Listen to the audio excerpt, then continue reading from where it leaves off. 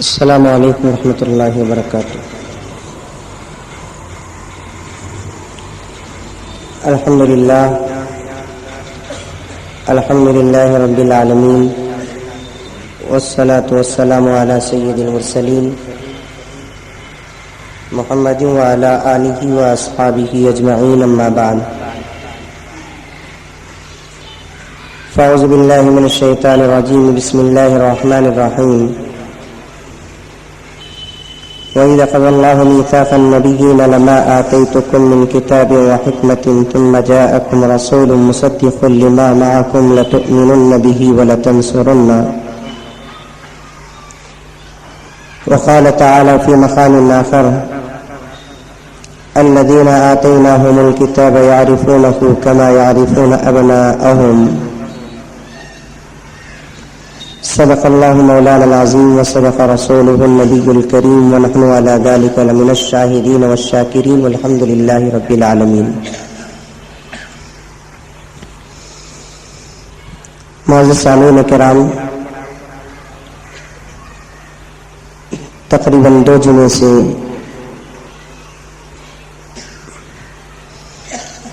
میرے اور آپ کے آقا جناب محمد رسول اللہ صلی اللہ علیہ وسلم کی سیرت اور آپ کی عظمت بیان ہو رہی ہے۔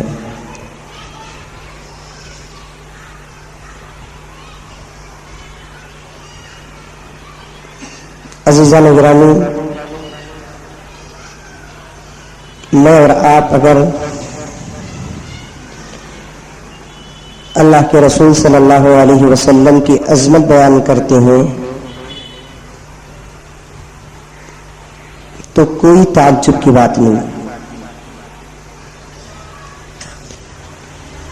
جیسے ایک بیٹا اپنے ماں باپ کی تعریف کرتا ہے، یا کوئی بیوی اپنے شوہر کی تعریف کرتی ہے،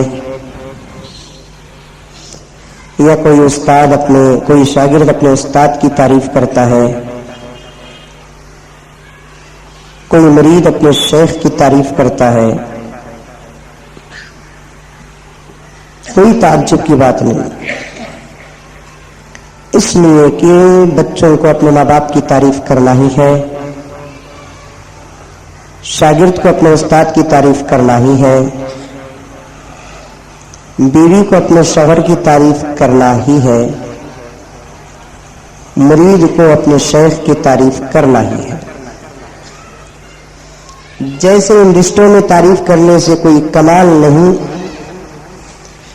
اسی طریقے سے اگر کوئی امت اپنے پیغمبر کی تعریف کرتی ہے تو تب بھی کوئی کمال نہیں، اس لیے کہ مجھے اور آپ کو اپنے پیغمبر کی تعریف کرنا ہی ہے۔ تعجب کی بات تو اس وقت ہے جب نبی کے دشمن نبی کی تعریف کرنے پر مجبور تھے، اور آج بھی دنیا کے بہت سارے سیکولر مسلمان ایسے ہیں، سیکولر ہندو ایسے ہیں جن کی زبانیں اللہ تبارک و تعالیٰ کے رسول کی تعریف میں لگے ہوئے، اور اللہ کے رسول صلی اللہ علیہ وسلم کی ذات اقدس ہی ایسی تھی جو تعریف کے قابل۔ دوسری ایک بات سنیں آپ، اگر ہم اللہ کے رسول صلی اللہ علیہ وسلم کی تعریف کرتے ہیں تو اس کا مطلب یہ نہیں کہ ہمارے تعریف کرنے سے نبی کا مقام بڑھ رہا ہے۔ ہم تعریف کریں تب بھی اللہ کے رسول صلی اللہ علیہ وسلم کا جو مقام ہے، ہم تعریف نہ کریں تب بھی اللہ کے رسول صلی اللہ علیہ وسلم کا مقام ہے۔ کسی کی تعریف کی محتاج نہیں ہے نبی کی ذات۔ کیا حق ادا کر سکتے ہیں صرف تعریف کا نبی کریم صلی اللہ علیہ وسلم کی سیرت کا، آپ کی ذات کا، آپ کے عادات کا، آپ کے اخلاق کا؟ اگر نبی صلی اللہ علیہ وسلم کی سیرت اور آپ کی ذات کے کروڑوں حصے بنائے، کروڑوں حصے، اور ساری دنیا کے علماء، مفسرین، محدثین، پڑھے لکھے شعراء سب مل کر بھی اللہ کے رسول صلی اللہ علیہ وسلم کی تعریف کا ایک حصہ بھی ادا نہیں کر سکتے. کروڑوں حصوں میں سے ایک حصہ بھی ادا نہیں کر سکتے. اسی لیے آپ نے سنا ہوگا کہ لکھنے والے لکھنے کے لیے بیٹھے، کہنے والے کہنے کے لیے بیٹھے، سننے والے سننے کے لیے بیٹھے، ان کی عمریں ساتھ نہیں دی، تعریف ختم نہیں ہوئی، ان کی زندگیاں ختم ہو گئی. تعریف ختم ہونے سے پہلے ان کی زندگیاں ختم ہو گئی. شاعروں نے صاف طور پر لکھا لا يمكن السماء كما كان حقه. اے پیغمبر آپ کی تعریف کسی کی طاقت میں نہیں ہے، ممکن ہی نہیں. اگر زیادہ سے زیادہ کہہ سکتے ہیں آپ کی تعریف میں ہماری اگر کوئی طاقت ہے تو صرف اتنا کہہ سکتے ہو کہ بعد از خدا کوئی قصہ مختصر، اللہ کے بعد اگر کسی کا مقام ہے تو پیغمبر آپ کا مقام ہے. اتنی تعریف کر سکتے ہیں، اس سے زیادہ کرنے کی ہمارے پاس طاقت نہیں. اسی لیے میں آپ کے سامنے عرض کر رہا ہوں، دو باتوں کو بطور خاص سنیے. کسی کی تعریف کرنے سے اللہ کے رسول صلی اللہ علیہ وسلم کا مقام اور مرتبہ بڑھتا بھی نہیں، کسی کی گستاخی اور بے ادبی اور توہین کرنے سے اللہ کے رسول صلی اللہ علیہ وسلم کا مقام گھٹتا بھی نہیں. تعریف سے بھی اللہ کے رسول صلی اللہ علیہ وسلم کی ذات اپنی جگہ پر ہے. نعوذ باللہ من ذالک، اگر کوئی کمینہ، کتا، رذیل، بے وقوف، احمق، جتنی گالیاں دنیا کے اندر ہیں، میں ان تمام گالیوں کو اس انسان کے لیے رکھنا چاہتا ہوں جو نبی کی شان میں گستاخی کرتا ہے. ایسے کمینے اگر نبی کی ذات پر، نبی کی بیویوں پر، نبی کے مسائل پر، نبی کے فضائل پر اگر گستاخی کریں گے، مسلمانوں اپنی جگہ پر برداشت کے ساتھ، صبر کے ساتھ بیٹھے رہو. خدا کی قسم میرے آقا کی شان میں ایک پیسے کی کمی نہیں آ سکتی. اللہ کے رسول صلی اللہ علیہ وسلم بیٹھے ہوئے، سامنے سے ابو بکر صدیق رضی اللہ تعالیٰ عنہ گزرے. اللہ کے رسول صلی اللہ علیہ وسلم نے دیکھا، درود پڑھے، خوب تعریف کی، خوب تعریف کی. اللہ کے رسول صلی اللہ علیہ وسلم مسکرائے اور اپنی جگہ پر بیٹھے رہے. تھوڑی دیر کے بعد ابو جہل گزرا. ابو جہل، آج کیا دنیا بڑا بڑا کہہ سکتی ہے؟ ساری دنیا مل جائے، ابو جہل کی جہالت سے بڑھ کر کوئی جاہل قیامت تک پیدا نہیں ہو سکتا.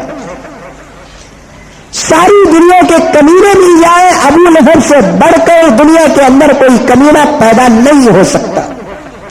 آخر نے فرمایا ہر نبی کے دور میں کوئی نہ کوئی فرعون پیدا ہوا، اور دنیا کہتی ہے کہ موسیٰ کا فرعون سب سے زیادہ سخت ہے. صحابہ کان کھول کے سن لو کہ موسیٰ کے فرعون سے زیادہ سخت میرے زمانے کا فرعون ہے. صحابہ نے پوچھا یا رسول اللہ آپ کے زمانے کا فرعون کون؟ تو اللہ کے رسول نے فرمایا کہ میرے زمانے کا فرعون ابو جہل ہے. تکلیفیں دیا، گالیاں دیا، پتھر برسایا، برا بھلا کہا، کیا کیا نہیں سب کچھ کہہ لیا ابو جہل، لیکن نبی کے سامنے کچھ بھی فرق نہیں آیا. ابو بکر تعریف کر کے گزرے، حضور صلی اللہ علیہ وسلم مسکرائے.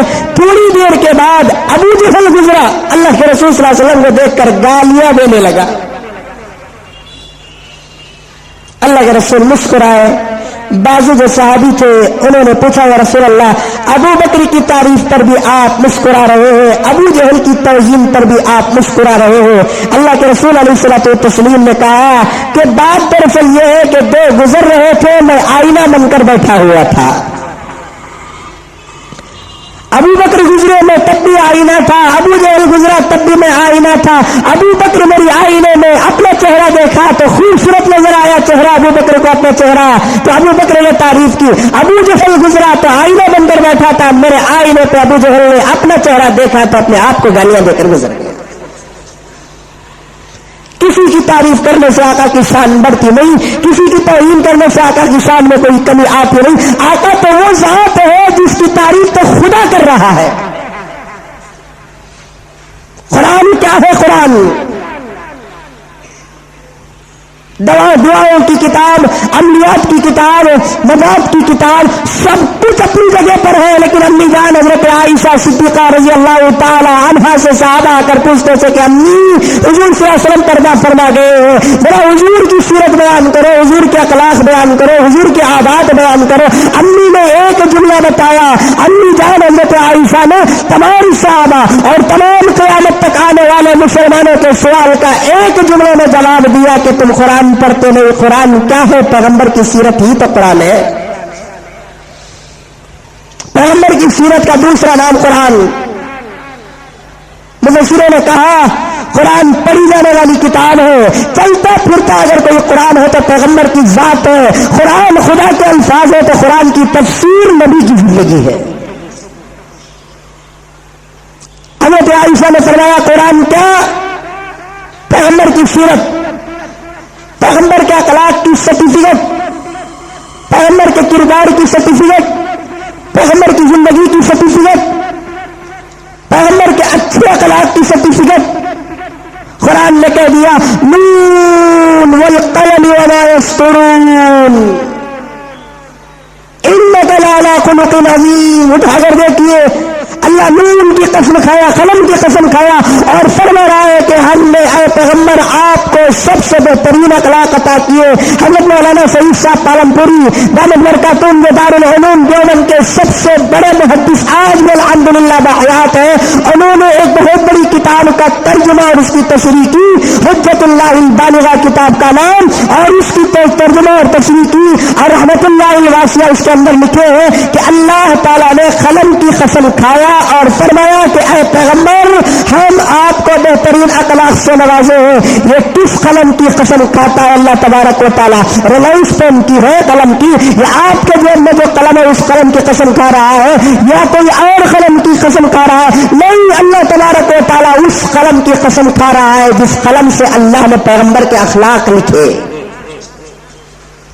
پیغمبر کی سیرت لکھی، پیغمبر کی زندگی جس قلم سے اللہ کے رسول اللہ تبارک و تعالیٰ نے لکھا اس قلم کی قسم کھا کر کہتا ہے کہ انک لعلی خلق عظیم. اے پیغمبر آپ بہت اچھے، آپ بہت پیارے، آپ سب سے اچھے، سیرت کے اعتبار سے بھی سب سے اچھے، سیرت کے اعتبار سے بھی سب سے اچھے، ہر معاملے کے اعتبار میں بھی سب سے اچھے. ایک کس کی سرٹیفکیٹ؟ اللہ کی طرف سے دی جانے والی سرٹیفکیٹ. ایک ڈاکٹر کی گارنٹی کیا ہے؟ کالج کی سرٹیفکیٹ. ایک لائر کی گارنٹی کیا ہے؟ کالج کی سرٹیفکیٹ. ایک انجینئر کی گارنٹی کیا ہے؟ کالج کی سرٹیفکیٹ. ایک مولوی کی گارنٹی کیا ہے؟ مدرسے کی سرٹیفکیٹ. پیغمبر کے اخلاق، پیغمبر کی صورت، پیغمبر کی سیرت کی گارنٹی کیا؟ اللہ کی طرف سے دیا ہوا قرآن. کوئی اللہ کے رسول صلی اللہ علیہ وسلم کی سیرت میں ایک حرف بھی لگا نہیں سکتا. عظمت بیان کریں گے تب بھی ہمارا فائدہ. اگر سب مل کر دو جمعے سے ہم لوگ سن رہے ہیں نا، آقا تک بات جاتی ہے، اس لیے کہ اللہ کے رسول صلی اللہ علیہ وسلم نے فرمایا ہر پیر اور جمعرات کو دنیا والوں کے اعمال اللہ کے پاس بھی پیش ہوتے ہیں، پیغمبر کے پاس بھی پیش ہوتے ہیں. بس آقا خوش ہوتے ہوئے ساری دنیا میں جنہوں نے اللہ کے رسول صلی اللہ علیہ وسلم کی تعریف کی، آقا ان تمام کو دعا دیتے ہوں گے. لیکن آقا کا جو مرتبہ ہے مرتبہ ہے اس لیے کہ اللہ تعالیٰ نے اتنا چاہا جس کی کوئی حد نہیں. دو جمعے سے تو میں صرف چاہت پیش کر رہا ہوں نا آپ کے سامنے، صرف چاہت. اللہ تبارک و تعالیٰ نے اپنے پیغمبر سے کتنی محبت کی، کتنا چاہا اپنے پیغمبر کو. سنیے غور کر کے. حضرت موسیٰ کو معلوم ہوا کہ مجھ پر ایک کتاب نازل ہونے والی ہے. اس کتاب کا نام تورات. تورات کے 40 تختیاں تھے، 40 تختیاں، بڑے بڑے تختیاں تورات کے. جب حضرت موسیٰ کو معلوم ہوا کہ تورات کتاب ملنے والی ہے، بنی اسرائیل کو لے کر فرعون سے نجات دلا کر حضرت موسیٰ آئے. فرعون ڈوب گیا، فرعون کی پوری فوج غارت ہو گئی. اللہ تعالیٰ نے حضرت موسیٰ کو اپنے بھائی حضرت ہارون کے ساتھ لیکن 70,000 بنی اسرائیل کی جماعت کو لے کر، ایک روایت میں آتا ہے کہ 7 لاکھ بنی اسرائیل کی جماعت کو لے کر حضرت موسیٰ آ گئے مصر چھوڑ کر۔ فرعون بھی ڈوب گیا، فرعون کی فوج بھی ڈوب گئی، اب کسی کا کوئی خطرہ نہیں۔ جب آ کر ایک میدان میں تھے، اللہ تعالیٰ نے کہا کہ موسیٰ آؤ اب وادی مقدس پر، وادی مقدس پہ آؤ، ہم تم کو کتاب دیں گے۔ وادی مقدس پہ آؤ، ہم تم کو کتاب دیں گے۔ حضرت موسیٰ ہارون علیہ السلام سے کہا کہ ہارون، اللہ کی کتاب لے کر آنے کے لیے میں جا رہا ہوں، قوم کی تم حفاظت کرنا، قوم کی حفاظت کرنا، اللہ کی کتاب لینے کے لیے جا رہا ہوں میں وادی مقدس کو۔ غور سے سنو، یہ جب باتیں آپ غور سے سنیں گے تو بعد والی باتیں آسانی سے سمجھ میں آ جائیں گی۔ ہارون پوری قوم کو لے کر بیٹھ گئے، حضرت موسیٰ گئے، اللہ تعالیٰ نے کہا کہ 30 روزے رکھنا پہاڑ میں آ کر، اس کے بعد تم کو کتاب تورات ملے گی۔ حضرت موسیٰ علیہ الصلوۃ والتسلیم پہاڑ میں گئے اور روزہ رکھنا شروع کر لیا۔ یہاں قوم تھی 7,70,000 بنی اسرائیل کی۔ حضرت موسیٰ گئے، واپس نہیں آئے، 1 دن 2 دن 3 دن 4 دن 5 دن 6 دن 1 مہینہ گزر گیا، موسیٰ پلٹ کر نہیں آئے۔ موبائل کا زمانہ نہیں تھا، فون کا زمانہ نہیں تھا، اور وہ بھی اللہ کی عبادت میں حضرت موسیٰ علیہ السلام گئے ہیں طور کو۔ جانے کے انداز میں قرآن میں لکھا ہوا ہے کہ جب وادی مقدس کے قریب پہنچے حضرت موسیٰ پیروں پہ چپل تھی، چپل کے ساتھ پہاڑ میں چڑھنے لگے۔ اللہ تعالیٰ نے کہا کہ موسیٰ ایک تو پہاڑ مقدس ہے، دوسرا جو چیز لینے کے لیے آئے ہو وہ کتاب بھی مقدس ہے، چپل نکال کر آؤ، فقلا نعلیک انک بالوادی المقدس طویٰ۔ اے موسیٰ چپل نکال کے آؤ، اس لیے کہ تم مقدس پہاڑ میں کھڑے ہو۔ چپل بھی نکال دیا اللہ تعالیٰ حضرت موسیٰ کے۔ 30 روزے رکھنے کا حکم دیا، آؤ۔ یہاں قوم کا حال، 1 مہینہ قوم حضرت موسیٰ کے انتظار میں تھی، اس میں سے ایک کمینہ بنی اسرائیل میں چھپ کر فرعون کے مجمع میں سے ایک آدمی آ گیا جس کا نام سامری تھا۔ ادھر جیسے بھی حضرت موسیٰ علیہ الصلوۃ والتسلیم پہاڑ کو گئے تورات لینے کے لیے، یہاں قوم انتظار کرتی رہی۔ انتظار کرتے کرتے جب تھک گئی، دیکھا گیا کیا کہ حضرت ہارون کو حضرت موسیٰ نے کہا میرے آنے تک تم لوگوں کا مال جمع کرو۔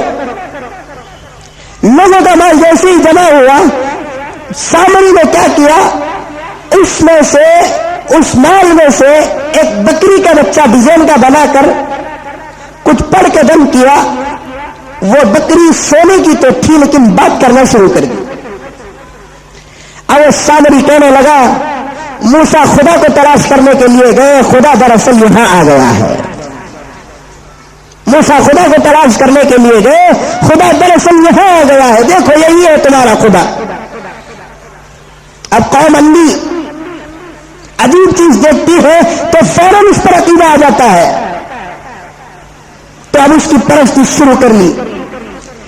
30 دن کے بعد اللہ کی اجازت لیے بغیر حضرت موسیٰ اٹھے تو اللہ تعالیٰ نے کہا کہ موسیٰ آپ کو کس نے کہا اٹھنے کے لیے؟ کیا تم نے میرا پرمیشن لیا؟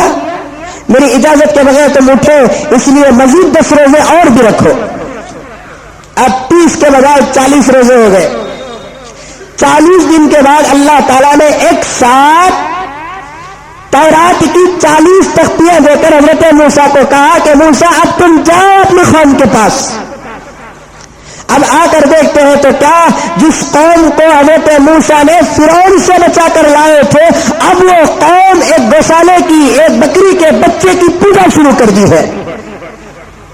حضرت موسیٰ کو بڑا افسوس ہوا، فوراً ہارون کی داڑھی پکڑے۔ ہارون علیہ السلام اپنے بھائی تھے حضرت موسیٰ کے، داڑھی پکڑ کر کہنے لگے کہ ہارون کیا ہوا کہ 40 دن گیا تو اپنی قوم کے ایمان کی حفاظت نہیں کر سکا؟ 40 دن۔ حضرت ہارون نے کہا کہ موسیٰ میری داڑھی چھوڑو، پہلے پوچھو تو کیا ہوا؟ موسیٰ علیہ السلام نے پوچھا کہ ہوا کیا؟ حضرت ہارون نے کہا کہ موسیٰ تم گئے واپس نہیں آئے، یہاں ہماری جماعت میں ایک منافق ہے جس کا نام سامری ہے۔ وہ سامری کون؟ موسیٰ کے زمانے میں پیدا ہوا۔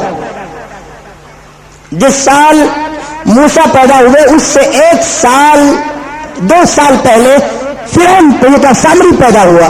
آپ تو جانتے ہیں موسیٰ علیہ الصلوۃ والتسلیم کے پیدا ہونے کا واقعہ کہ کسی جادوگر نے فرعون کو کہہ دیا کہ تیرے زمانے میں ایک بچہ پیدا ہوگا، وہ بچہ تیری حکومت کو نیست و نابود کر دے گا۔ تو فرعون پورے ہونے والے بچوں کو برباد کر رہا تھا۔ جب تمام کے تمام کو قتل کرنے لگا تو فرعون کے دربار کا ایک آدمی نے کہا کہ بادشاہ کو کہنے لگا کہ بادشاہ اگر اس طریقے سے تم بچوں کو بنی اسرائیل کے قتل کرتے رہو گے تو پوری بنی اسرائیل کی نسل ختم ہو جائے گی، ہمارے گھروں میں اور تمہارے محل میں کام کرنے والا کوئی نہیں رہے گا۔ ایک کام کرو کہ 1 سال بچوں کو پیدا ہونے دو اور 1 سال کے بچوں کو قتل کر دو۔ ایسا پلان جب حضرت موسیٰ کے پیدا ہونے کے زمانے میں فرعون کے دربار میں ایک مشیر نے مشورہ دیا تو وہ مشورہ فرعون کو پسند آیا، تو 1 سال کے بچوں کو مارتا تھا اور 1 سال کے بچوں کو چھوڑتا تھا۔ چھوڑے جانے والے سالوں میں سے 1 سال سامری پیدا ہوا، 1 سال حضرت موسیٰ پیدا ہوا۔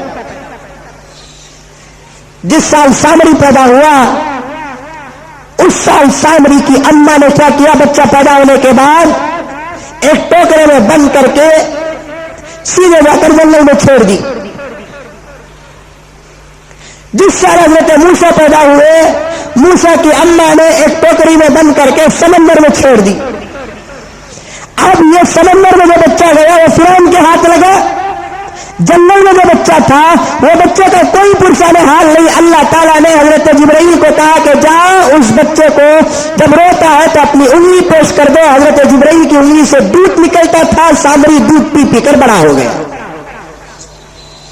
اسی لیے کسی شاعر نے کہا فرعون کے دربار میں موسیٰ پلے اللہ کے پیغمبر ہو گئے، جبرائیل کے ہاتھ سے دودھ پی کر وہ کافر ہو گیا۔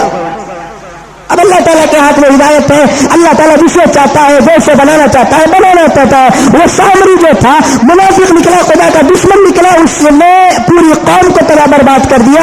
حضرت موسیٰ علیہ السلام آ کر ہارون کی داڑھی پکڑے، کہنے لگے کہ 40 دن تو اپنے قوم کو سنبھال نہیں سکا، تو پھر وہ ہارون علیہ السلام کہنے لگے میری داڑھی چھوڑو بھائی جان، بات دراصل یہ ہے کہ تم نے زکات کا پیسہ وصول کرنے کے لیے حکم دیا تھا، ہم زکات کا پیسہ وصول کر رہے تھے، یہ سامری آ کر کچھ دم کیا تو اس سے ایک بکری کا بچہ پیدا ہو گیا۔ حضرت موسیٰ علیہ الصلوۃ والتسلیم سیدھے گئے، سامری کو پکڑ کر کہنے لگے سچ سچ بتا تم نے یہ کیوں کیا اور کیسے کیوں کیا؟ تو سامری کہنے لگا کہ اے موسیٰ تمہارے پاس جبرائیل آتے تھے، ایک گھوڑے میں سوار ہو کر آتے تھے، وہ گھوڑا آسمان سے اترتا تھا، میں بنفس نفیس اس گھوڑے کو دیکھتا تھا، تو جب وہ گھوڑا تمہارے پاس آ کر وہ گھوڑا جب اللہ کے پاس جاتا تھا آسمان کی طرف جاتا تھا تو میں اس گھوڑے کے پاؤں کی مٹی کو بٹھا لیا اور حفاظت کر کے رکھ لیا۔ وہ گھوڑا دراصل حضرت جبرائیل کے بیٹھنے کا گھوڑا تھا۔ آج موقع ملا قوم کو تباہ برباد کرنے کے لیے تو میں نے اس گھوڑے کے پاؤں کے نیچے رہنے والی مٹی کو جو اٹھا کر رکھا تھا نا، اس مٹی کو اٹھا کر اس سونے کے بکری کے بچے پر ڈالا تو اس کے اندر روح پیدا ہو گیا۔ بہرحال یہاں اتنا بڑا حادثہ ہوا، 40 دن موسیٰ علیہ السلام قوم کو چھوڑ کر گئے۔ یہ موسیٰ کی زندگی۔ اب آؤ اللہ کے رسول صلی اللہ علیہ وسلم کی زندگی کیسے؟ سب سے پہلی بات، جب اللہ تبارک و تعالیٰ حضرت موسیٰ کو تورات دینے کے لیے بلایا، پہاڑ کے پاس بلایا، جہاں بیٹھے تھے موسیٰ کے پاس تورات دے کر نہیں بھیجا۔ یہ مسلمان جانتا ہے کہ آسمانی 4 کتابیں تورات، زبور، انجیل اور قرآن، ان تمام کتابوں کا درجہ اللہ تبارک و تعالیٰ نے مختلف رکھا۔ سب سے زیادہ درجہ قرآن پاک کا۔ جب تورات دینے کے لیے اللہ تبارک و تعالیٰ موسیٰ کو طور میں بلایا ہے تو قرآن دینے کے لیے اللہ تبارک و تعالیٰ پیغمبر کو آسمان میں لانا تھا، لیکن اللہ تعالیٰ نے حضور سے اتنی محبت کیا کہ موسیٰ کو تورات میں بلا کر تورات، جو طور میں بلا کر تورات دیتا ہے، لیکن میرے پیغمبر سے کہتا ہے کہ پیغمبر قرآن لینے کے لیے کسی جگہ آپ کو آنے کی ضرورت نہیں ہے، جہاں آپ رہیں گے وہاں قرآن پہنچایا جائے گا۔ آپ جہاں رہیں گے وہاں قرآن پہنچایا جائے گا۔ آپ اندھیرے میں ہیں آپ کو قرآن پہنچایا جائے گا، آپ اجالے میں ہیں آپ کو قرآن پہنچایا جائے گا. آپ اونٹنی میں ہیں تو تب بھی آپ کو اونٹنی میں قرآن پہنچایا جائے گا. آپ سفر میں ہیں, آپ کو سفر میں قرآن پہنچایا جائے گا. آپ حضر میں ہیں, حضر میں قرآن پہنچایا جائے گا. یہاں تک کہ حضرت عائشہ صدیقہ رضی اللہ تعالیٰ عنہ فرماتی ہے, میرے گود میں اللہ کے رسول صلی اللہ علیہ وسلم سوتے تھے, بیوی کے گود میں ہو پیغمبر, تب بھی ہم تم کو قرآن پہنچائیں گے. قرآن لینے کے لیے تم کو نہ کسی پہاڑ کو آنے کی ضرورت ہے, نہ آسمان کو آنے کی ضرورت ہے, نہ فلاں کسی مقام پہ آنے کی ضرورت ہے. تم جہاں رہو گے ہم وہاں قرآن پہنچائیں گے. اس سے زیادہ اور چاہت کی دلیل کیا ہو سکتی ہے؟ دوسرا پوائنٹ سنیے, حضرت موسیٰ پہاڑ میں گئے. اللہ تعالیٰ نے کہا کہ موسیٰ مقدس وادی پہ آئے ہو, تورات لینے کے لیے آئے ہو, اپنے پاؤں سے جوتے اور چپل کو نکالو. قرآن کی آیت آ گئی کہ فقلا نالک انک بالوادی المقدس طویٰ. محدثین کرام فرماتے ہیں میرے آقا کی عظمت پہ قربان جاؤ میرے دوستو, اللہ کے رسول صلی اللہ علیہ وسلم مکہ مکرمہ سے سیدھے گئے بیت المقدس کو, بیت المقدس سے سیدھے گئے آسمانوں کا سفر کر رہے, اللہ تبارک و تعالیٰ کے پاس جا رہے ہیں. کہیں بھی کسی حدیث کے اندر نہیں آ رہا ہے کہ اے پیغمبر تم مکے سے نکل کر, مدینے سے نکل کر سیدھے آئے بیت المقدس کو. بیت المقدس میں اماموں کی امامت کا, علماء کی امامت کرنے کے بعد تم آسمانوں کا سفر کر رہے ہیں, جوتے نکال کر آؤ. اللہ تعالیٰ نے یہ نہیں کہا موسیٰ کو پہاڑ میں چڑھنے کے لیے جوتے نکالا, میرے پیغمبر آسمان میں جا رہے جوتوں کے ساتھ جا رہے ہیں. اس سے زیادہ عظمت کیا ہو سکتی ہے؟ اور تیسرا پوائنٹ سنو, موسیٰ طور کو جا کر آئے, طور کو جا کر آئے, موسیٰ کی امت راستے سے ہٹ گئی, خدا کو چھوڑ کر ایک بکری کے بچے کی پوجے میں لگ گئی. میرے آقا عرش کو جا کر آئے. جتنے مسلمان اس وقت کلمہ پڑھے تھے کسی ایک کا ایمان بھی تباہ نہیں ہوا. وہاں موسیٰ جا کر آئے, کسی کے ایمان کی حفاظت اللہ نہیں کیا. یہاں نفسی نفسی کا عالم تھا, ایک ایک کو بڑی مشکل سے اللہ کے رسول کلمہ پڑھا رہے ہیں, ایک ایک کو کلمہ پڑھا رہے ہیں. گنے چنے 150-200 کا قافلہ مکہ مکرمہ میں تھا. اللہ تعالیٰ بلا رہے ہیں, اللہ یہ تسلی دیتے کہ پیغمبر آؤ, تمہارے جا کر آنے کے بعد تمہارے عاشقوں میں سے کسی کا عشق کم نہیں ہوگا, کوئی تمہارے خلاف نہیں رہے گا, جس کا ایمان جیسے رہے گا ویسا رہے گا. تم اتنا بڑا سفر کر کے آ جاؤ گے, اور سفر کر کے آنے کے بعد حضرت حضور اکرم صلی اللہ علیہ وسلم نے اپنے سفر کا واقعہ اپنے صحابہ کو سناتے ہیں. خدا کی قسم کسی نے انکار نہیں کیا, آنکھیں بند کر کے تسلیم کر لیا. جب اللہ کے رسول معراج کو جا کر آئے, آ کر کہنے لگے رات کو میں آسمان کو گیا تھا, رات کو میں بیت المقدس کو گیا تھا, رات کو میں نے دوزخ کو دیکھا, رات کو میں نے جنت کو دیکھا, رات کو میں نے خدا کا دیدار کیا. ابو جہل ہنس رہا ہے, ابو لہب ہنس رہا ہے, عتبہ ہنس رہا ہے, شیبہ ہنس رہا ہے. یقیناً محمد پاگل ہو گیا, نعوذ باللہ. سیدھے گئے ابو بکر کے پاس, جا کر کہنے لگے ابو بکر ہم کہتے تھے نا کہ تمہارا پیغمبر 100% پاگل ہے. وہ کہہ رہا ہے کہ ایک رات میں وہ بیت المقدس کو بھی گیا, ایک رات میں ساتوں آسمان کو بھی گیا, ایک رات میں وہ جنت کو بھی دیکھا, ایک رات میں وہ دوزخ کو بھی دیکھا, ایک رات میں وہ خدا کا بھی دیدار کیا. کیسا عشق ہوگا, کیسا ایمان ہوگا. یہاں حضرت موسیٰ جا کر آئے, 70,000 بنی اسرائیل کا ایمان ڈگمگا گیا. یہاں اللہ کے رسول 200 صحابہ کو زمین میں چھوڑ کر آسمان کو جا کر آتے. ابو بکر سے جب کہا گیا, ابو جہل ہنس کر کہہ رہا ہے, ابو لہب ہنس کر کہہ رہا ہے تمہارا پیغمبر تو پاگل ہو گیا, کہہ رہا ہے کہ ایک رات میں آسمانوں کا سفر کہہ کر آئے. ابو بکر نے پوچھا کس نے کہا, اگر تو اپنے طرف سے کہتا ہے ہرگز یقین نہیں کروں گا, ہرگز یقین نہیں کروں گا. ابو جہل کہنے لگا ارے تیرا پیغمبر اپنے زبان سے کہہ رہا ہے. ابو بکر کہیں, حضور کہیں. ابو بکر اپنے گھر میں بیٹھ کر کہتے ہیں میرا محمد اگر کہا ہے تو خدا کی قسم 100% سچ کا ہے. اس وقت سے حضرت ابو بکر کا نام صدیق پڑ گیا. یہ اللہ کے رسول صلی اللہ علیہ وسلم کی محبت, اللہ کے رسول صلی اللہ علیہ وسلم کی چاہت. اللہ چاہتا ہے, آج ہماری چاہت سے بھی کوئی فرق نہیں.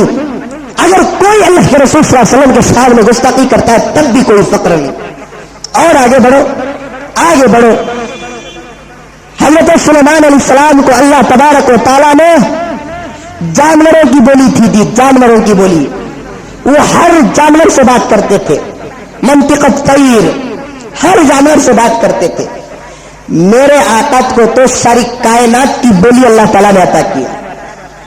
انسانوں سے, جنات سے, جانوروں سے, درختوں سے, پتھروں سے, کنکریوں سے, پانی پانی سے، آگ سے، سب سے اللہ کے رسول صلی اللہ علیہ وسلم نے بات کیا. مسلم شریف کی حدیث ہے، اللہ کے رسول فرماتے ہیں، حضرت علی سے خطاب کیا، علی میں اس پتھر کو بھی جانتا ہوں، اس پتھر کو بھی جانتا ہوں، جب نبوت کے اعلان سے پہلے اس پتھر کے قریب سے میں گزرتا تو وہ پتھر مجھے سلام کرتا تھا. اعلان نبوت سے پہلے اللہ کے رسول صلی اللہ علیہ وسلم سلام کرتے. ایک مرتبہ اللہ کے رسول صلی اللہ علیہ وسلم ایک سفر میں جا رہے تھے. پیشاب کی جب ضرورت آئی اللہ کے رسول صلی اللہ علیہ وسلم کو تو کوئی آڑ کی جگہ نہیں تھی. آڑ کی جگہ چھپ کر پیشاب کرنے کے لیے کوئی جگہ نہیں تھی. بالکل صاف میدان تھا، کوئی پتھر وغیرہ نہیں تھا. اللہ کے رسول صلی اللہ علیہ وسلم نے دور سے ایک درخت کو اشارہ کیا، ادھر آ. وہ درخت رینگتا ہوا اللہ کے رسول کے قریب آ گیا. اللہ کے رسول صلی اللہ علیہ وسلم جہاں تھے وہاں بیٹھ کر اپنی استنجا کو فرمایا. اس کے بعد اللہ کے رسول صلی اللہ علیہ وسلم نے اس درخت سے اشارہ کیا کہ وہاں چلے جا، تو وہ درخت اپنی جگہ پر چلا گیا. ساری دنیا کی چیز اللہ کے رسول صلی اللہ علیہ وسلم سے محبت کرتی تھی. میں نے کتاب میں پڑھا کہ حضور کے پیدا ہونے سے پہلے حضرت عیسیٰ کا گزر مدینہ منورہ سے ہوا. اپنے حواریوں کے ساتھ حضرت عیسیٰ علیہ الصلوۃ والتسلیم جا رہے تھے. سخت دھوپ تھی، مدینے میں کھجور کے درخت تھے. وہاں حضرت عیسیٰ علیہ السلام اپنے حواریوں کے ساتھ بیٹھے اور آرام کرنے لگے. اپنے حواریوں سے کہا کہ یہی وہ جگہ ہے جہاں آخری پیغمبر تشریف لائیں گے. حضرت عیسیٰ کی گفتگو جس درخت کے نیچے حضرت عیسیٰ بیٹھے تھے وہ درخت سن لیا. وہ درخت اللہ تعالیٰ کے دربار میں دعا کرتا ہے کہ مولا، ہر ایک کے پیدا ہونے کی عمر ہوتی ہے، مرنے کی عمر ہوتی ہے. میں بھی درخت ہوں، مجھے بھی تو پیدا کیا ہے. چند دنوں کے بعد میں جڑ سے اکھڑ جاؤں گا، کوئی میری جگہ پر دوسرے درخت کو پیر دے گا، بو دے گا، درخت اٹھ جائے گا. مولا اس وقت میں نے تیرے پیغمبر سے سنا کہ آخری پیغمبر کا یہاں سے گزر ہوگا. مولا میں تجھ سے دعا کرتا ہوں کہ مجھے اس وقت تک باقی رکھ جب تک کہ تیرے آخری پیغمبر کا میں دیدار نہ کروں. روایت میں آتا ہے 570 پر 4 سال کے بعد حضرت عیسیٰ کے حضور صلی اللہ علیہ وسلم پیدا ہوئے. 550 یا 650 سال وہ درخت باقی تھا.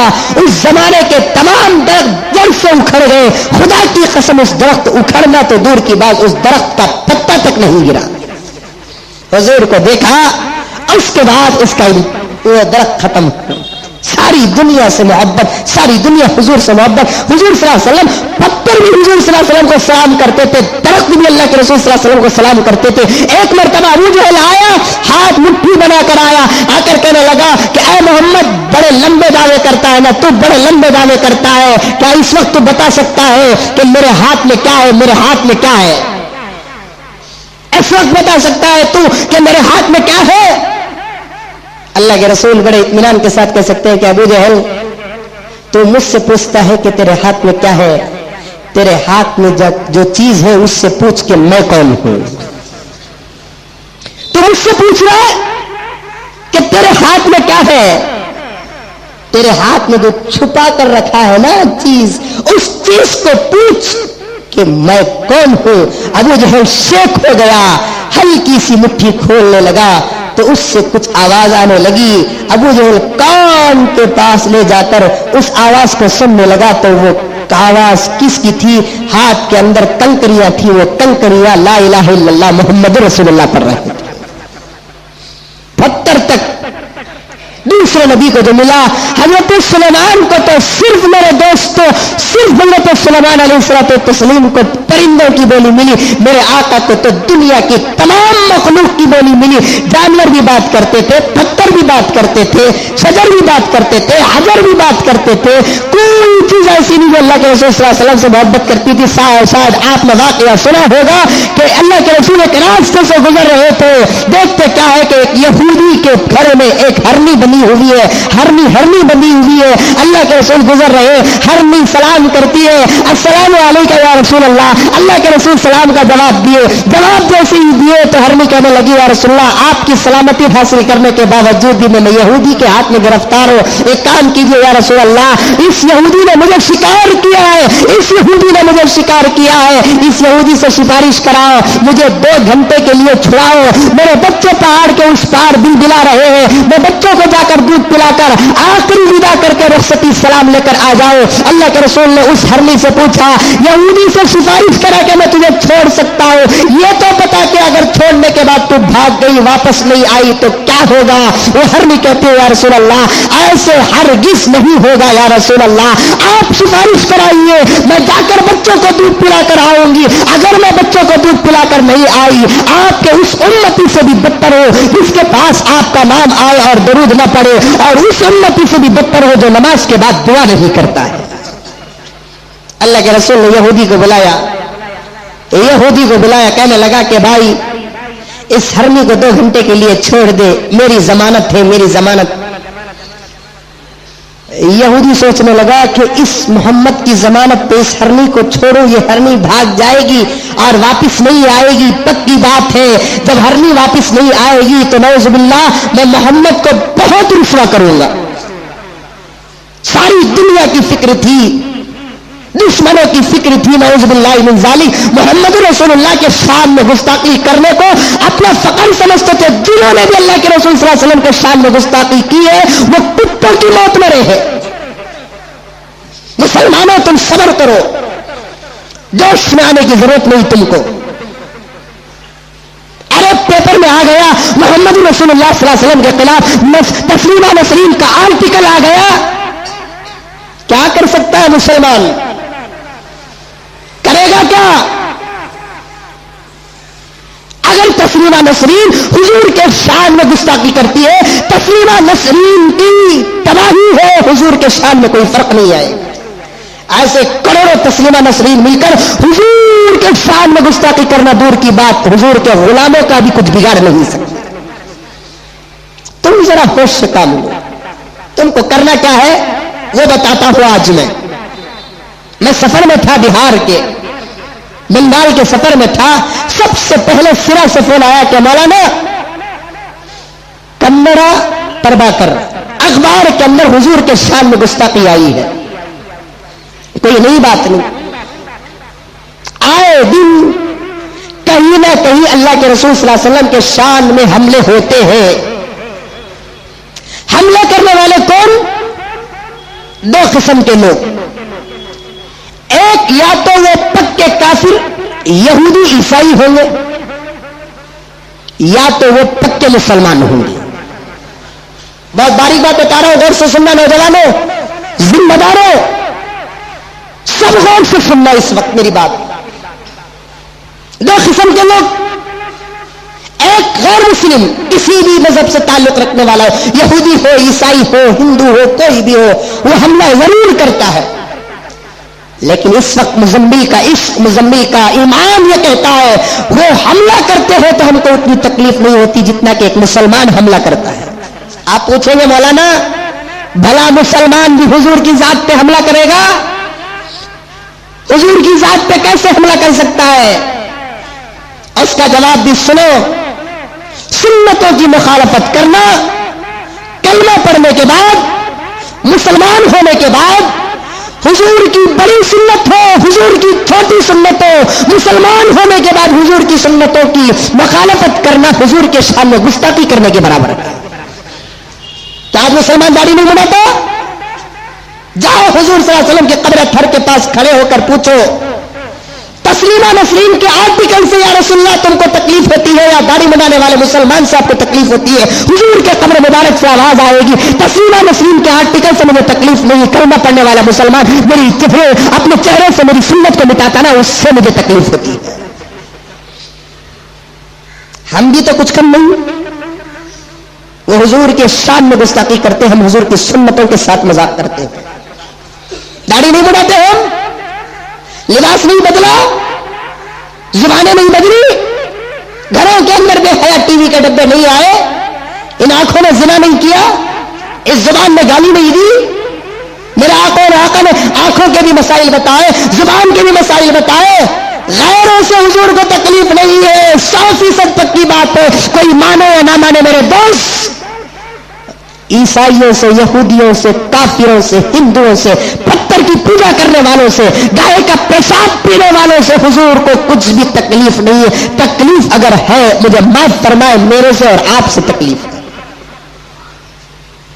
ساری دنیا کرے گی اپنی جگہ پر. مسلمان کو جوش آ گیا.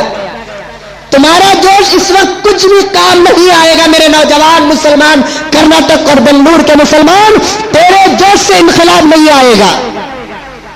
تیرا جوش اندھا جوش, ہاتھ میں کیا بھی نہیں اتر گا میدان میں. اسے محبت نہیں کہتے. اور ہمارے سروں پہ حکومت کرنے والے اتنے قابل بھی نہیں ہے کہ اپنے قوم کو سنبھال کر رکھے.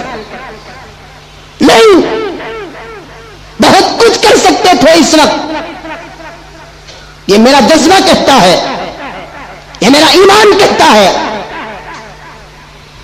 پیر, منگل, چاشمہ, جمعرات, آج 5واں دن بنگلور کے اندر مسلمان 3 MLA ہیں.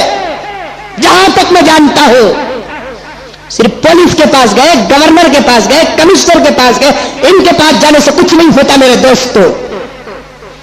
کرنا کیا تھا, اپنی کانسٹیٹیوشن میں, اپنے علاقے میں اس پیپر پر پابندی لگانے دینا تھا. نہیں کر سکتے کام. اخبار فروشوں کو بلا کر صاف ایک MLA ہونے کی حیثیت سے وارننگ دینا تھا. تیرے دکان میں تو شراب بیچ, تیرے دکان میں اگر بس چلے تو کسی لڑکی کی عزت بیچ, لیکن خبردار کے کلا پربھا کر تیرے دکان سے بیچنے کی تجھے اجازت نہیں. یہ وارننگ دینا تھا. 3 علاقوں کے اندر اس اخبار کو بند کرنا تھا, لیکن یہ نہیں کر سکتے. پولیس والا بلایا, کہہ دیا کہ ہمیں 50 کیس ڈالے. ڈنکے کی چوٹ پر مزمل کہتا ہے کہ ہندوستان کا ایک کیس بھی قابل فخر نہیں. کیا ہوگا ان کیسوں سے, کیا ہوگا ان کیسوں سے؟ مظلوم کو انصاف ملا اس ہندوستان کی دھرتی میں, ظالم کو سزا ملی. ارے جب بنگلہ دیش کی تسلیمہ نسرین حضور کے خلاف جب آرٹیکل بنگلہ دیش کے اندر دیتی ہے تو بنگلہ دیش سے بھگایا گیا, تو یہی ہندوستان اسے پناہ دینے والا ہے. آج تسلیمہ نسرین کا گھر کہاں؟ بنگال کے اندر, کلکتہ کے اندر تسلیمہ نسرین کا گھر ہے. وہ ہندوستان جو حضور کے مخالفوں کو پناہ دیتا ہے, اس ہندوستان میں انصاف کبھی نہیں ہوگا. ہم لوگوں کو کچھ کرنا ہے. کیا کرنا؟ باطل نہیں پھوڑنا, جھوٹے دعوے نہیں کرنا. ہمارے بڑوں کو اتفاق اور اتحاد کے ساتھ علماء کی سرپرستی لے کر, دانشوروں کی سرپرستی لے کر صحیح قدم اٹھانا, اور قوم کو ہر نماز کے بعد ایسے کمینوں کے لیے بد دعا کرنا. یہ کام کرنا ہے. لیکن افسوس کرنے کے کام نہیں کرتے. پولیس والے بلائے, صاحب تمہارے مسجدوں میں بولو, ذرا نوجوانوں کو امن میں رہو. ہمارے مسجدوں میں کبھی بولے نوجوانوں کو دیکھو مرو بول کر. آج پولیس والا بول رہا ہے سو تمہارے مندروں میں نہیں ہوتی رہیں گی اتنے امن کی تقریریں جو ہماری مسجدوں میں ہوتی ہیں. تمہارے چرچوں میں نہیں ہوتی اتنی امن کی تقریریں جو ہماری مسجدوں میں ہوتی ہے. آج DSP بولے, ISP بولے یا سرکل بولے ہیں, اس کا بولنا بیکار. ہم علماء کبھی قوم کو لڑانا نہیں چاہتے. تمہیں نصیحت کرے تو بھی ہمیں قوم کو بولیں گے امن سے رہو, تمہیں نصیحت نہیں کرے تو بھی ہمیں بولیں گے امن سے رہو.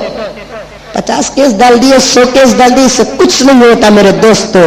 بس بڑوں کو ہمیں اس وقت عمر فاروق کے ممبر سے ہمارے اس علاقے کے MLA نام لے کر کہتا ہوں کہ جناب علامہ ضمیر احمد صاحب سے پورے عمر فاروق کے مسلمانوں کی طرف سے گزارش کرتا ہوں کہ اپنے علاقے کے تمام اخبار بیچنے والوں پر پابندی لگا دیں, 2 پیپر پر پابندی لگا دیں, 1 دکن ہرال پر پابندی لگا لے, کلا پربھاکر پر پابندی لگا لے, تاکہ کل قیامت میں تم اپنا چہرہ حضور کو دکھانے کے قابل ہو جائے. تمہاری شادیاں مبارک, تمہاری آبادیاں مبارک. اس وقت نبی کی ذات پر حملہ ہوا ہے. دیکھا جائے گا کہ ہمارے قوم کے سرماؤں کی مٹھیوں پہ کتنی طاقت ہے، اگر داڑھی ہے تو داڑھی پہ کتنی طاقت ہے، کرسی ہے تو کرسی پر کتنی طاقت ہے. تمہارے اور ہمارے آقا کے شان پہ گستاخی ہوئی. جیسا ایک وقت مزمل کے خلاف اس علاقے کے پورے ذمہ دار بیٹھ کر یہ فیصلہ کرنے پر مجبور ہو گئے کہ مزمل کو اس حلقے میں رکھنا نہیں ہے. آج تمہارے ایمان کا امتحان ہے. ارے مزمل تمہارا کچھ بگاڑ نہیں سکتا. آخرت میں اگر چہرہ حضور صلی اللہ علیہ وسلم پھیر لے تو تمہارے خاندان اجڑ جائیں گے. جیسے مزمل کو سامراج پیٹ حلقے میں داخل ہونے کے بارے میں، پابندی لگانے کے بارے میں تم لوگ فیصلہ کر رہے تھے، یہاں مزمل سے ہزاروں کروڑوں مزمل سے زیادہ پیغمبر کی ذات اقدس ہے. پیغمبر کے ذات اقدس کے سامنے مزمل حضور کے زمانے کے جانور کی دھول کے برابر بھی نہیں. تمہاری حکومت کے ہوتے ہوئے، تمہاری کرسیوں کے ہوتے ہوئے، تمہاری اسمبلی کے ہوتے ہوئے، تمہارے کارپوریشن کے ہوتے ہوئے، تمہارے علاقے میں ان کمینوں کا پیپر اگر داخل ہوتا ہے تو تمہارا پیپر جہنم کو چلا جاتا ہے. یہ کرو کام، آؤ علماء کو جمع کرو اور خود مساجد کے ذمہ دار کسی مسجد میں بیٹھو. جائیں گے سب مل کر امن کے ساتھ. عام آدمی کو لینے کی ضرورت نہیں. جا کر میمورنڈم دیں گے سرکل کو، جا کر کہیں گے ہمارے علاقے پر تم فیصلہ بعد میں کر لینا. اچھا ہائی کورٹ کا فیصلہ بعد میں ہوگا، سپریم کورٹ کا فیصلہ بعد میں ہوگا، لائر کورٹ کا فیصلہ بعد میں ہوگا، 50 کروڑ کا ڈیفارمیشن بعد میں ہوگا. اس وقت ہم مسلمانوں نے فیصلہ کر کے فیصلہ سنانے آئے ہیں، اپیل کرنے نہیں آئے، گزارش کرنے نہیں آئے، ریکویسٹ کرنے نہیں آئے. یہ ہمارا میمورنڈم نہیں، ہمارا حکم نامہ ہے کہ وہ اخبار ہمارے کانسٹیٹیوشن میں داخل نہیں ہوگا. تمام اخبار بیچنے والوں کو بلا کر وارننگ دو. تم شراب بیچنا چاہتے ہو تو بیچو، کباب بیچنا چاہتے ہو تو بیچو، شراب بیچنا چاہتے ہو تو بیچو، لاٹھی بیچنا چاہتے ہو تو بیچو. ارے میرے دوستو، حضور کی محبت میں جذبات میں پیش کر رہا ہوں. معمولی وہ سنگے والے پر پابندی لگانے کی تمہارے پاس طاقت ہے، یہ کڑا پڑھا کر پیپر پر پابندی لگانے کی تمہارے پاس کیا طاقت نہیں ہے؟ تمہارے ایمان اور امتحان کا سوال ہے. اس وقت سخت ضرورت ہے. صبر صبر صبر صبر، امن امن امن. سنا کہ بہت خوشی بھی ہوئی کہ ہمارے کچھ MLA اسمبلی کے اندر ہنگامہ کیے. اللہ اور طاقت عطا فرمائے. صرف ہنگامہ کرنے سے کام نہیں، کچھ پریکٹیکلی کام بھی کر کے دکھاؤ. بیٹھو جمعے کے بعد، بلاؤ یا آؤ ہمارے پاس. اور پولیس کو ہم یقین دلاتے ہیں کہ ہمارا نوجوان جذبے میں آ کر اپنی جان کو ہلاک نہیں کرے گا. اور کچھ بھی نہیں کر سکتے سوائے بد دعا کرنے کے. بد دعا کرو، اللہ ان رزینوں کو ذلیل کرے، غارت کرے، تباہ کرے، برباد کرے. بد دعا کرنے سے پہلے اپنا ایمان اتنا مضبوط کرو، زبان کھلنے سے پہلے تمہاری نگاہ آسمان کو جائے تو آسمان سے خدا کا غضب ان لوگوں پر پڑ جائے.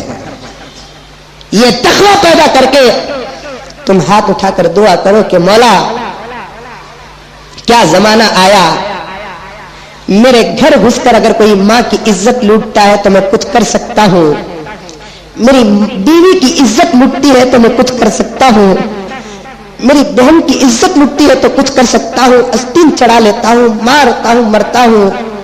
یہ ہمارے ہاتھ اور پیر پر کس زمانے کی بیڑیاں تو نے ڈال دیا. میرے آقا کی شان پہ گستاخی ہو رہی ہے، میں کچھ نہیں کر سکتا. اپنی پوری کمزوری، عاجزی، اپنی بدعملی سب پیش کر کے اللہ کے پاس سے یہ دعا کرو کہ مولا اگر یہ ہاتھ کھلے ہوتے ہم بھی کچھ مقابلہ کرتے، لیکن اتنا کرنے کی اس وقت طاقت ہے کہ تیرے دربار میں ہاتھ اٹھا کر بد دعا کرنے کی تو اللہ تو طاقت دے رکھا ہے. دعا بد دعا کرو ان لوگوں کے لیے. یہ تمہارا کام، ذمہ داروں کا کام کیا وہ میں نے آپ کے سامنے بتا دیا. لیکن دل کے اندر اطمینان رکھو.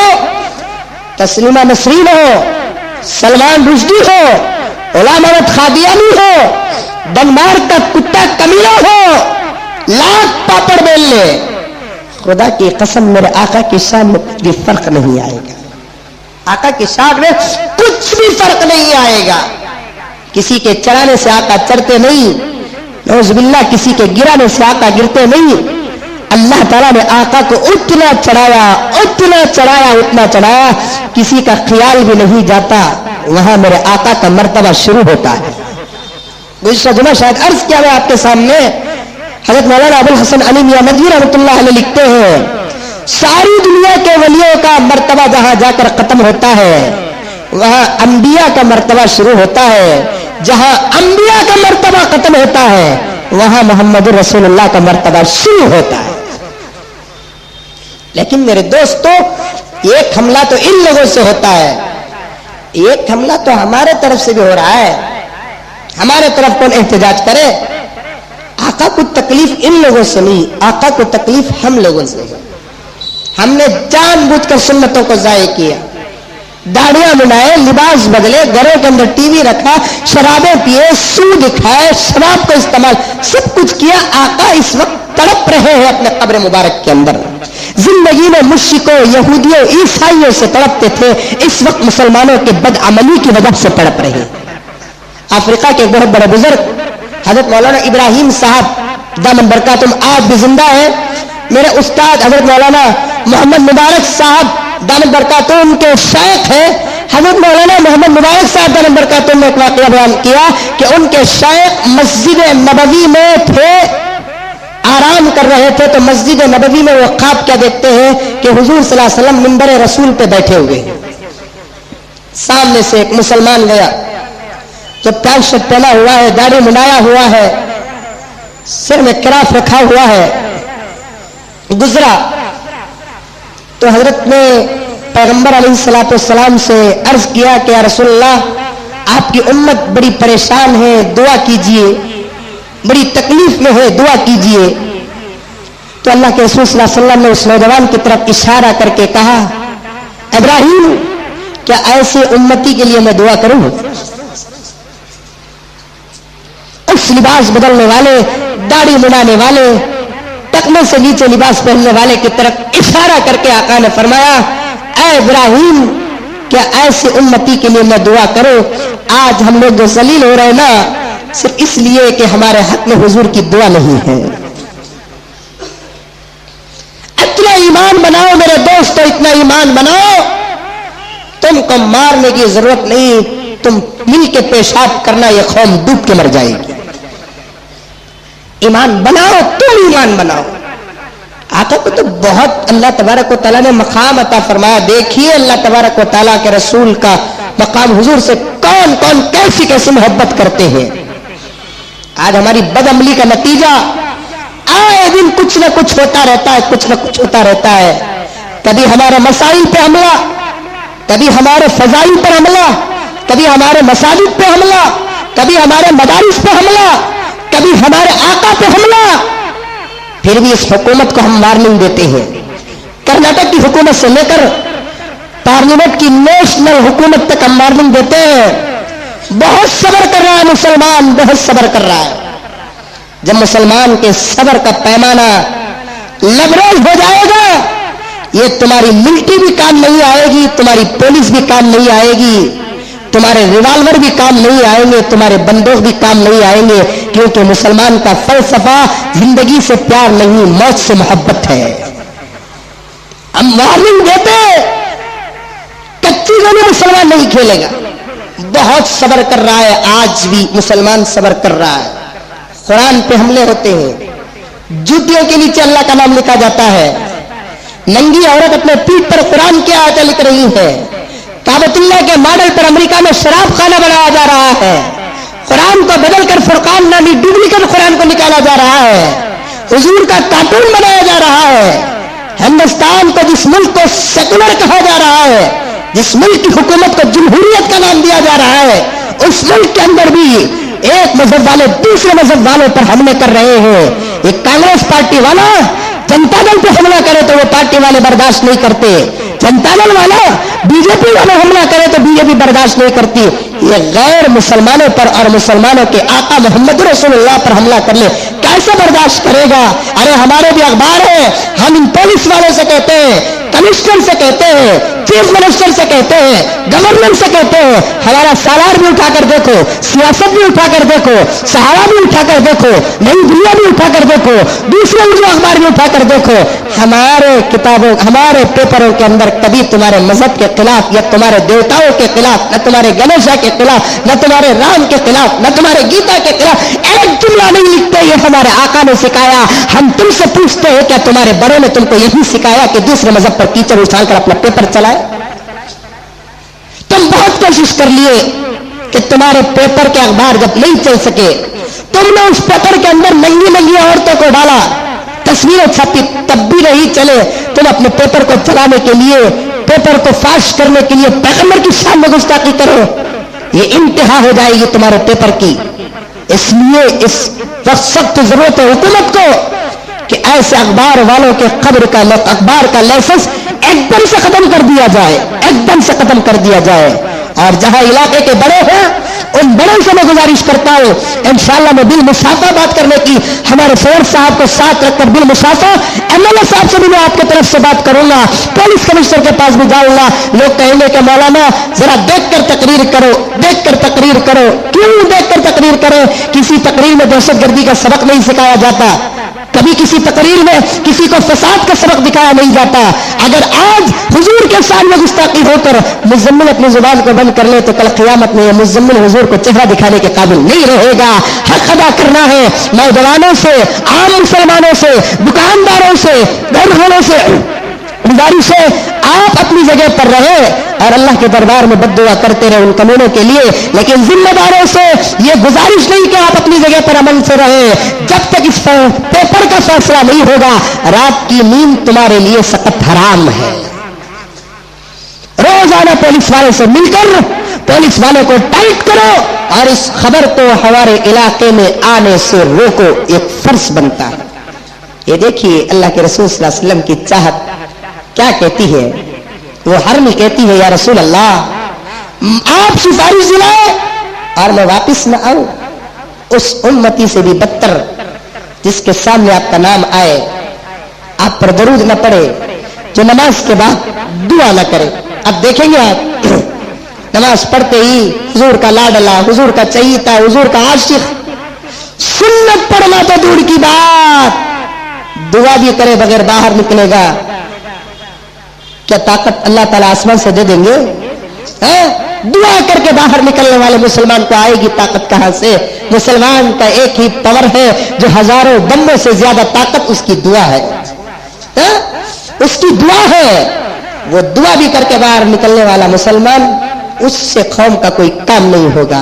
अल्लाह के रसूल ने उस यहूदी से सिफारिश करके हरनी को छोड़ा। हरनी गई, सीधे गई, बच्चों को दूध पिलाई, बच्चों से कहा कि अब इसके बाद में नहीं आ सकती। दरअसल मुझे एक यहूदी ने गिरफ्तार कर लिया, अल्लाह के रसूल ने मुझे जमानत पर छुड़ाया है, मैं मर सकती हूं लेकिन हुजूर का वादा तोड़ नहीं सकती। बच्चों को छोड़कर आ रही है, यहूदी हुजूर को पकड़कर बिठा लिया है, जब तक हरनी नहीं आएगी तुम नहीं जाओगे, हरनी नहीं आएगी तुम नहीं जाओगे। यहूदी के हाथ में मौका आ गया, सोच रहा है कि अब नऊजुबिल्लाह हुजूर को शर्मिंदा करने का, नऊजुबिल्लाह हुजूर को रुस्वा करने का मौका मिला है। अब वो बैठा है पक्के यकीन के साथ कि हरनी हरगिज नहीं आएगी, जान बची लाखों पाए। लेकिन देखता क्या है कि जिस खुशी से गई है उससे हजारों ज्यादा खुशी के साथ वो उछलती मचलती हुई आ रही। दूर से देखा यहूदी पानी पानी हो गया। अल्लाह के रसूल इत्मीनान से बैठे, करीब आई, सर झुकाई, अल्लाह के रसूल को सलाम अर्ज करती है, यहूदी के बाजू जाकर खड़ जाती है। हुजूर सल्लल्लाहु अलैहि वसल्लम खुश हुए, पूछे यहूदी उस हरनी से, तू चाहती तो ना भी आ सकती थी, बदले में मुझे ज्यादा से ज्यादा एक हरनी देना पड़ता था या उसकी कीमत देना पड़ता था।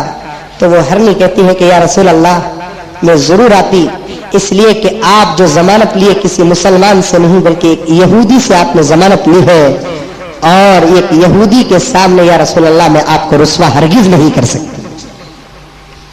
एक यहूदी के सामने या रसूल अल्लाह मैं आपको रुस्वा नहीं कर सकती। उस हरनी की मोहब्बत ये थी मेरे दोस्तों कि यहूदी के सामने वो हरनी हुजूर सल्लल्लाहु अलैहि वसल्लम को रुस्वा नहीं करना, यह उसका ईमान था।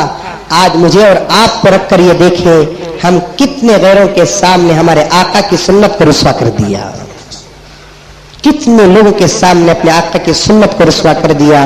تو اللہ کے رسول صلی اللہ علیہ وسلم کا یہ معجزہ دیکھ کر وہ یہودی کہتا ہے یا رسول اللہ آپ کا میں کلمہ پڑھتا ہوں، آپ مجھ سے ضمانت دلائے ہرنی کو اور ہرنی کو چھڑائے، اب میں آپ سے گزارش کرتا ہوں کہ اللہ سے مجھے ضمانت دلا کر جہنم سے جڑائیے، میں آپ کا کلمہ پڑھ کر ایمان لے کر آنا چاہتا ہوں۔ یہ جانور کی وفاداری سے یہودی کو ایمان مل رہا ہے، ایک جانور کی وفاداری سے یہودی کو ایمان مل رہا ہے۔ میرے آقا کی شان بہت بڑی ہے، اللہ تعالیٰ نے کہہ دیا وَرَفَعْنَا لَكَ ذِكْرَكَ، اے پیغمبر ہم نے آپ کے نام کو، مقام کو، مرتبے کو، عزت کو اتنا اونچا کر دیا، اتنا اونچا کر دیا جس کی سند ہم نے قرآن پاک کے اندر رکھ دیا ہے۔ اس سے دل میں تو تکلیف ہوتی ہے، آئے دن حالات کو دیکھ کر میرے دوستو یقیناً تکلیف بھی ہونا ہی ہے، اس کا مطلب یہ نہیں کہ ہم خاموش بیٹھ جائیں، تکلیف ہوتی ہے، تکلیف ہونا ہی ہے کہ اخبارات کو دیکھتے ہیں اللہ کے رسول صلی اللہ علیہ وسلم کے شان میں کیا ایسی گستاخیاں ہو رہی ہیں۔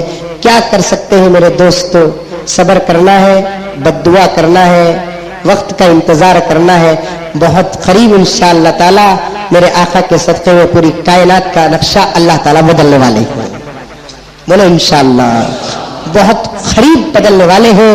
یہ ہمارے بزرگوں کی پیشین گوئیاں ہیں، بس عمل کے میدان میں آ جاؤ، تمہارے عمل کی زمانے کو سخت ضرورت ہے، دکھا رہے ہیں۔ اس لیے امن کا وہ چھیڑ خانی بھی کرتے ہیں، یہ کرناٹک کے اندر بی جے پی حکومت ہے، وہ فساد کرانا چاہتی ہے، شیموا کے اندر بھی فساد ہوا اور دوسرے گاؤں اور شہروں کے اندر بھی فساد ہوا، بنگلور کے اندر ان کا ٹارگٹ ہے۔ کئی سال پہلے نریندر مودی آیا، آ کر کہنے لگا کہ گجرات ہمارا ٹیسٹ تھا، کرناٹک ہمارا ون ڈے ہوگا۔ میں نے اس کا جواب ایک اسٹیج پروگرام میں دیا کہ مودی صاحب ٹیسٹ اور ون ڈے کو چھوڑو، مسلمان بھی 20 کے انتظار میں ہے، مسلمان بھی 20 کے انتظار میں ہے، تمہارا دھوکہ گجرات میں چلا ہوگا، لیکن کرناٹک کے مسلمان ہاتھوں میں واچ پہنتے ہیں یا نہیں تو زیادہ سے زیادہ کڑے پہنتے ہیں، لیکن بنگڑی نہیں پہنتے۔ کرناٹک کے مسلمان سے ٹکر لینا یہ تم لوگوں کی بے وقوفی ہوگی۔ انشاءاللہ تعالی ثم انشاءاللہ ہم اللہ تعالیٰ سے مانگ رہے ہیں، مانگیں گے اپنے طرف سے مسیح حضور کے صدقے اور وسیلے سے ضرور مانگیں گے۔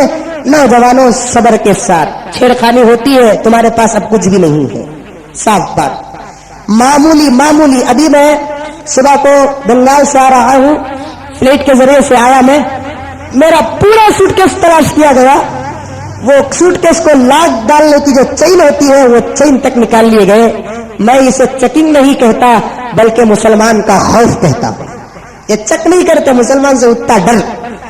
میں بنین کے اندر پن رکھتا، یہ بنین ہے نہیں ہمارا ابا کی عادت کو، بنین میں یہاں پن رکھتا، میں ضرورت پر کبھی ٹوٹ گیا، چپل کی پل ٹوٹ گیا تو لگائیں گے بول کر، انہیں ایسا چکر لگا تھا، یہاں جاتے کہ نہیں ٹیٹ ٹیٹ بول کر آواز آیا، انہوں نے کیسا بندر ہے کیا بھی نہیں سب پن ہے کیا بھائی، یہ مسلمان کے پن سے بھی ڈر رہا ہے، ہمیں کچھ بھی نہیں، اللہ تعالیٰ ہم نہ دیکھے تو شیخ کھاری، یہ اللہ تعالیٰ کا کرم ہے، یہ نام یہ حضور کے صدقے کے ساتھ اگر عمل کا پاور آ گیا نا، تھوکو ڈب جائیں گے، سمجھ میں یہ بات ہے، تھپ کو دفن ہو جائیں گے، بس عمل کے پاور کی سخت ضرورت ہے۔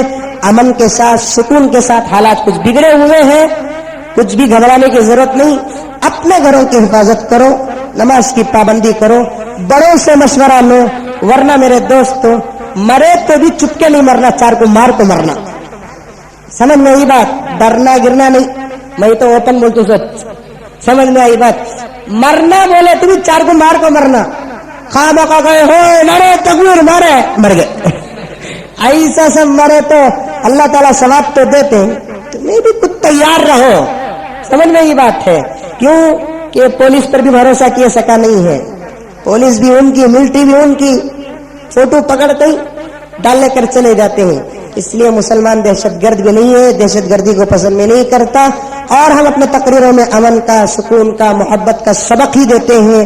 اللہ تعالیٰ سے ہماری دعا ہے کہ اللہ تعالیٰ ہمارے کرناٹک کے اندر امن عطا فرمائے، خصوصاً سارے انڈیا کے اندر اور سارے ہندوستان کے اندر امن عطا فرمائے۔